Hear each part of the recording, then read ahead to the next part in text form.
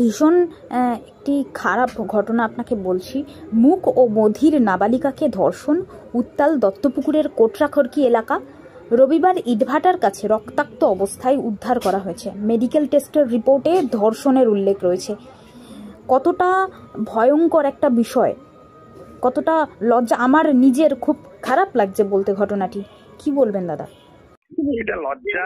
এই রাজ্যে আপনার লজ্জা করছে, আমাদের এই প্রসঙ্গ নিয়ে কথা বলতে লজ্জা করতে পারে, কিন্তু এই রাজ্যের যারা ক্ষমতায় রয়েছেন তাদের কাছে এটা হচ্ছে গড়পড়তা ব্যাপার। কারণ এই রাজ্যের মুখ্যমন্ত্রী তিনি নবান্নে দাঁড়িয়ে বলেছিলেন যে শরীর থাকলে একটু আধটু রেপ হতে পারে।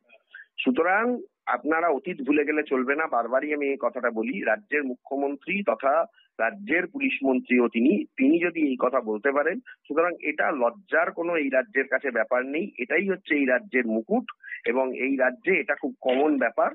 এই রাজ্যে প্রত্যেক সপ্তাহে কেন বলবো, প্রত্যেক দিনই সারা রাজ্যের কোথাও না কোথাও মহিলারা এই ধরনের লালসার শিকার হচ্ছেন, রেপ্ট হচ্ছেন বা মার্ডার হয়ে যাচ্ছেন। সেটা অনেক জায়গায় ধামাচাপা পড়ে যাচ্ছে, অনেক জায়গায় টাকা দিয়ে, অনেক জায়গায় ক্ষমতা দেখিয়ে। শেখ শাহজাহানের মতন বহু লোক বসে আছে, একজন শেখ শাহজাহানকে ধরে কিছুই হবে না। পুরো রাজ্যটাই করাপ্টেড। এবং আমি আপনাকে যে কথা আগে বলেছি এখনো বলছি, ভারতবর্ষ স্বাধীন হওয়ার পরে তৃণমূলের মতন চিটিংবাজ সরকার ভারতবর্ষের কোন স্টেটে কোনোদিনও আসেনি।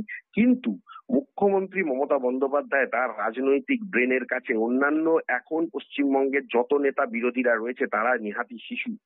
একমাত্র হচ্ছে সিপিএম এর আমলে, জ্যোতি বসুর আমলে পশ্চিমবঙ্গের যেটুকু উন্নতি হয়েছিল, বা বুদ্ধবাবুর আমলে, সিপিএম এখন দূরস্থ আকাশের তারা। কংগ্রেস একটা দুটো হয়তো সিট পেলেও পেতে পারে, এছাড়া কংগ্রেসের কিছু করার নেই। বিজেপি এখন এসআইআর যদি না ঠিকঠাক করে এস্টাবলিশ করতে পারে, বিজেপির আসার 26 সালে কোনো সম্ভাবনা আমি দেখছি না। সুতরাং এই ঘটনা চলবে, আমাদেরকে এই নিয়েই বাঁচতে হবে, মানুষকে প্রতিবাদ করতে হবে, মানুষকে রাস্তায় নামতে হবে এবং মানুষকে এই সরকারকে সরাতে হবে। তবেই একমাত্র এই পশ্চিমবঙ্গের উন্নতি সম্ভব। একদম ঠিক দাদা, ধন্যবাদ। ধন্যবাদ।